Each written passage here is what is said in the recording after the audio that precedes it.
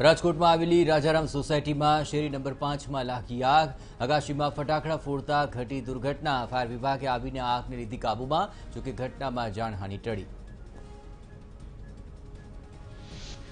પંચમહાલમાં ગોધરાના ગીધવાણી road પર ઝૂલેલાલ મંદિરની પાછળ કાપડની દુકાનમાં લાગી આગ। ઘટનાની જાણ થતાં ફાયર વિભાગે આવીને આગને લીધી કાબૂમાં। દુર્ઘટનામાં કાપડનો જથ્થો બળીને ખાખ। ભરૂચમાં જાડેશ્વરમાં આવેલા ખેતલા આપાટી સ્ટોલમાં ભીષણ આગ। નજીકના ફૂડ સ્ટોલમાં પણ આગ પ્રસરી। ફાયર વિભાગે આવીને આગને લીધી કાબૂમાં।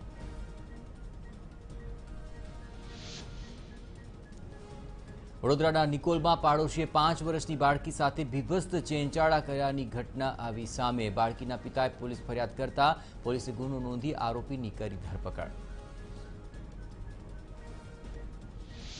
કોંગ્રેસના નેતા અને ભૂતપૂર્વ મુખ્યપ્રધાન માધવસિંહ સોલંકીની ભાજપના નેતા ભૂપેન્દ્રસિંહ સોલંકીએ લીધી મુલાકાત। નવા વર્ષની પાઠવી શુભકામના। અમદાવાદમાં વસ્ત્રાલ રિંગ રોડ સર્કલ પાસે અજાણ્યા ટ્રકે અડફેટે લેતા રાહદારીનું ઘટના સ્થળે મૃત્યુ। યુવાન પર ટ્રક ચલાવી દેતા લાશની ન થઈ શકી ઓળખ। પોલીસે ઘટના સ્થળે પહોંચી હાથ ધરી તપાસ।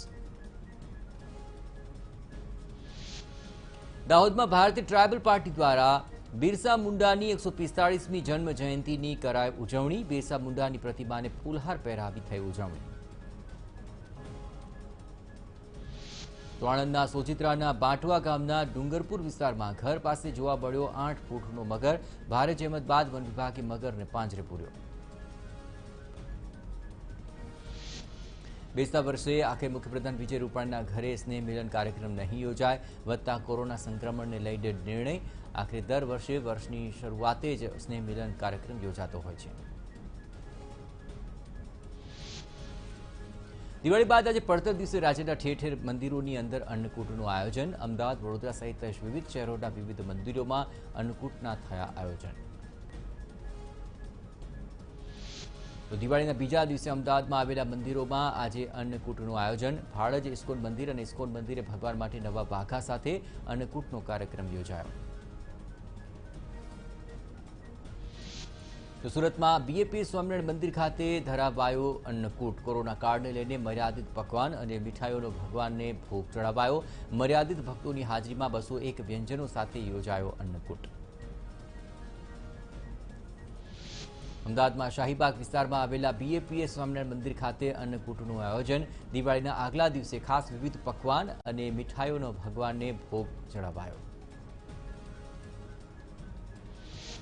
વડોદરા સ્વામિનારાયણ મંદિર અટલાદરા ખાતે અન્નકૂટનું આયોજન। દર વર્ષે ભવ્ય રીતે યોજાતો અન્નકૂટ આ વર્ષે મર્યાદિત રીતે ઉજવાયો। ભક્તો દર્શન કરી શકે માટે કરાયું ઓનલાઈન દર્શનનું આયોજન।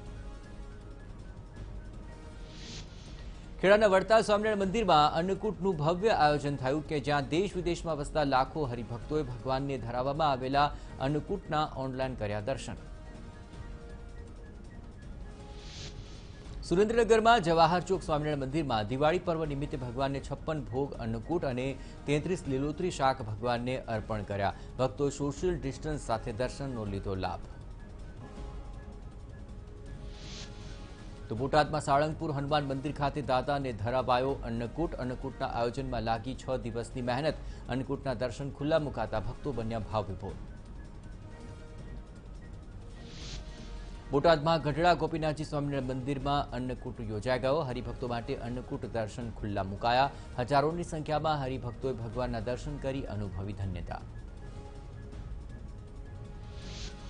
બહુચરાજીમાં મા બહુચરને સોનાનો થાળ ધરાવાયો। 1.5 કિલોથી વધુ વજનના સોનાના વાસણમાં થાળ ધરાવાયો।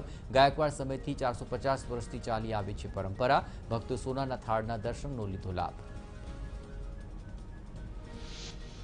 ભાવનગરમાં લોકોએ દિવાળી પર્વની કરી ધામધૂમથી ઉજવણી। ભાવનગર પૂર્વના ધારાસભ્ય અને ભાજપના પૂર્વ અધ્યક્ષ જીતુ વાઘાણીએ વૃદ્ધાશ્રમમાં જઈને કરી ઉજવણી। વૃદ્ધોને મીઠાઈ આપીને દિવાળીની શુભકામનાઓ પણ આપી।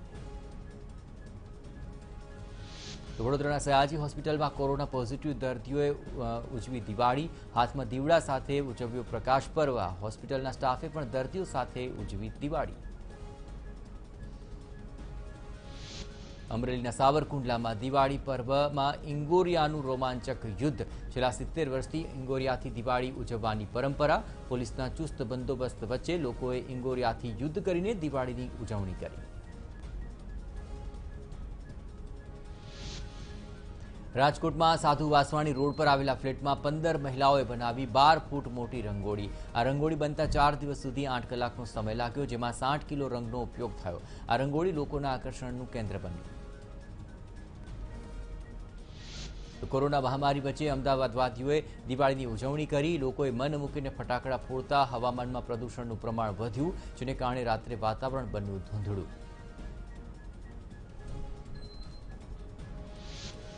અમદાવાદનું વાયુ પ્રદૂષણ પહોંચ્યું જોખમી સ્તરે. સૌથી વધુ પ્રદૂષિત હવા પીરાણાની 204 AQI નોંધાય છે. વાયુ પ્રદૂષણ વધતા બાળકો, વૃદ્ધો, ગર્ભવતી મહિલાઓ અને શ્વાસની સાથે જોડાયેલા રોગીઓ માટે જોખમ હોવાની સંભાવના.